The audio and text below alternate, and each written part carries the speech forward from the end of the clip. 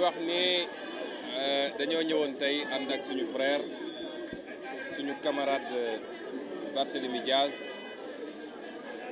mi nga xam ne mooy maire de Dakar fas yéene woon ko gunge ci li nga xam ne àttekat bi daf ko waroon a def tey mooy procès boo xam ne tey defe naa bi mbir mi amee léegi war naa mat gën saa gàtt fukki at ñu waroon ko àtte définitivement yéen ñëpp gis ngeen ni nee nañu dàq nañu àtte bi ba mois de septembre li waral dàq bi nag ñoom ñoo ko xam waaye tey ak septembre ak 2050 la ñu yemale li ñu bëgg a wax sénégalais yëpp wax ko Macky Sall mooy fi ñu taxaw nii muy mairie Dakar bu soobee yàlla ci juróomi at yi di ñëw ki koy jiite Barthélémy Diaz lay tudd loolu mënul muusa ki waane ak fenk ay pexe ba loolu du am parce que loolu choix wu habitant wu Dakar la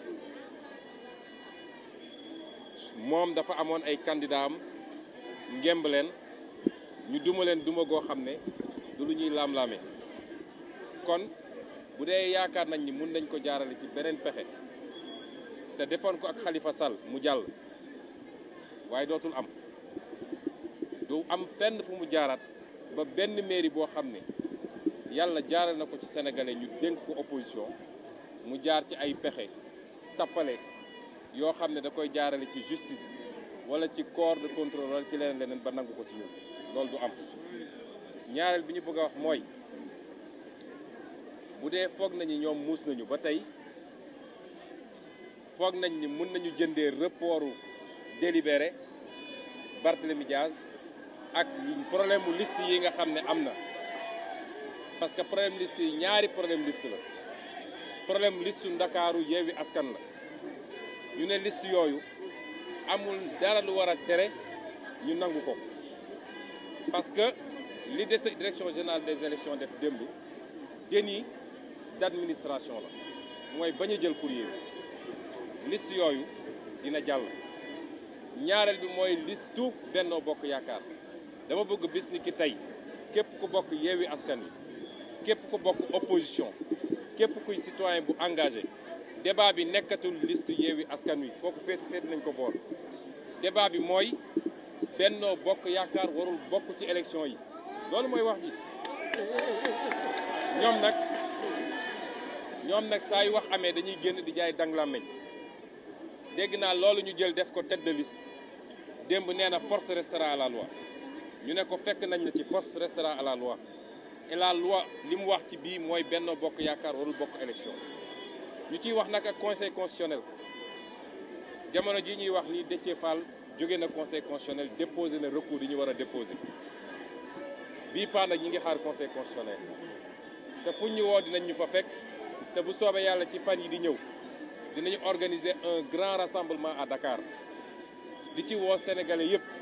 rawatina jeunesse bi parce que Macky Sall 18 mois moo ko dese ci bopp Sénégal desewu ko benn fan de plus bu 18 mois yooyu jeexee daf ñu war a abal ndax koo xam ne bi mu fi toogee ba léegi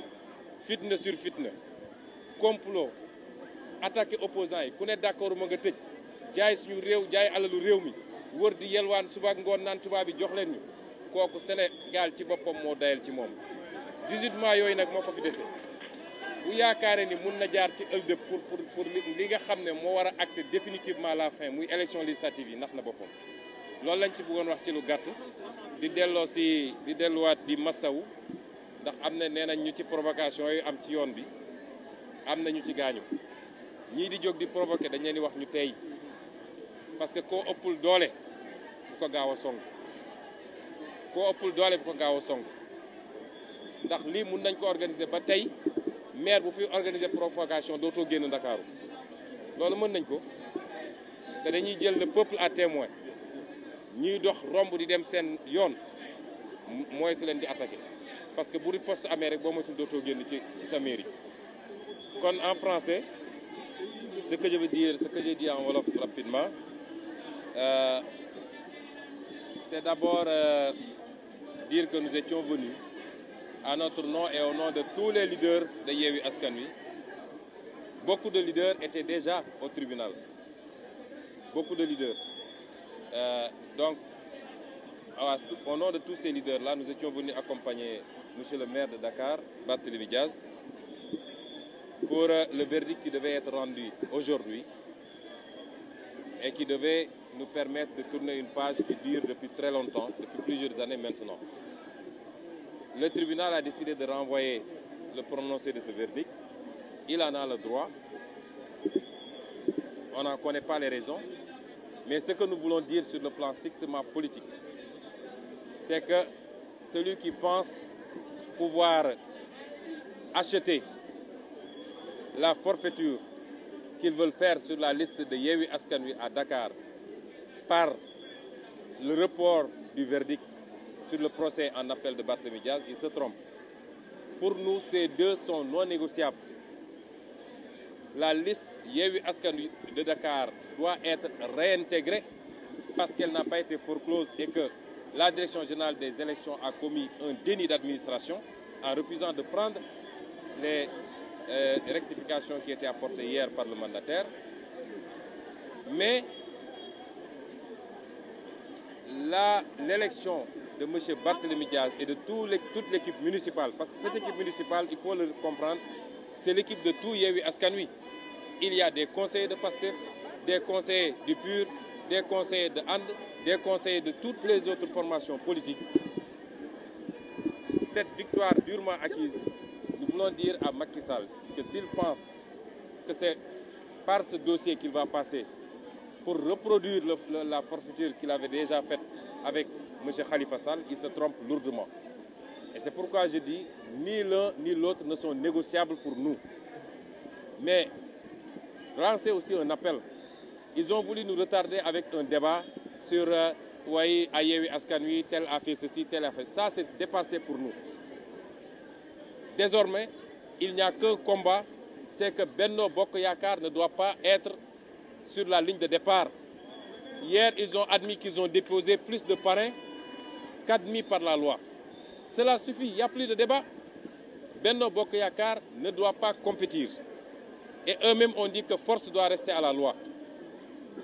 S'ils pensent que force doit rester à la loi, c'est faire des forfaitures et se réfugier derrière les forces de défense et de sécurité à qui on fait jouer un rôle qui n'est pas le leur. Et penser qu'on veut faire un forcing, ils se trompent. Force restera à la loi et nous interpellons directement le Conseil constitutionnel. Il faut que ce Conseil constitutionnel arrête d'être à la solde de Macky Sall. Il faut qu'il arrête d'être à la solde de tous les pouvoirs. On en a marre d'un Conseil constitutionnel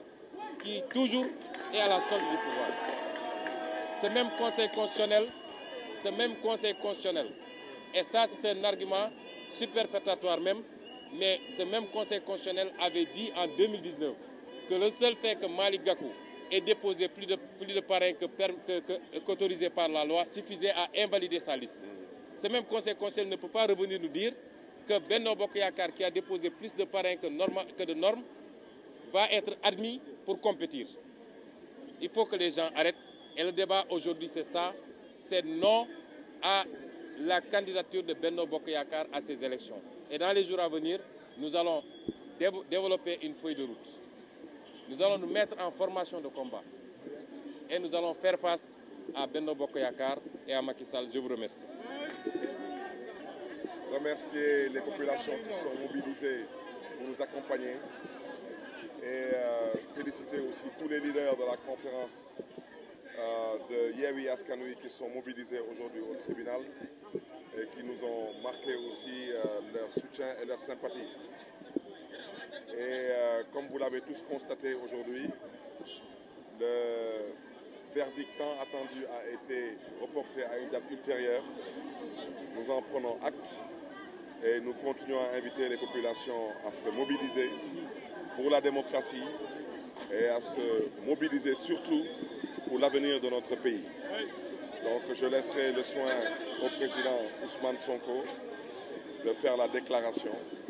Mais je souhaiterais vraiment dire avec force que nous resterons debout parce qu'il y va de notre responsabilité. Nous avons en face de nous un régime aujourd'hui qui s'amuse avec les institutions nous en prenons acte, mais nous avons choisi de marcher vers l'essentiel. Je vous remercie. di gërëm ñëpp di sant ñëpp di masawu tamit ñëpp di gërëm askan bi bu mobilisé wu gunge ñu tey tribunal di leen di jaajëfee di masawu tamit parce que dégg naa am na ay xale yu jot a gaañu di leen di masawu di ñaawlu tamit yenn acte de provocation yi di gërëm tamit di sant leader yu coalition Yewwi Askan Wi jot a mobilisé wu ñu ma woo téléphone tamit pour encourager ma leen di jox seen wàccuwaay leen di sargal di wax nag askan wi dañuy continuer di mobiliser wu parce que malheureusement dañu am benn nguur bu bëgg a fooyee institution yi te loolu dañ koy ñaawlu mais ñun lii di suñu warugar xam nañ ko te dañ ci fas yéene ànd ci ak fulla ak fayda di gërëm askan wi di sàkku ci ñoom tamit nañu continuer di mobiliser wu parce que loolu rek moo ñu dese tey Sénégal di gërëm ñëpp di sant ñëpp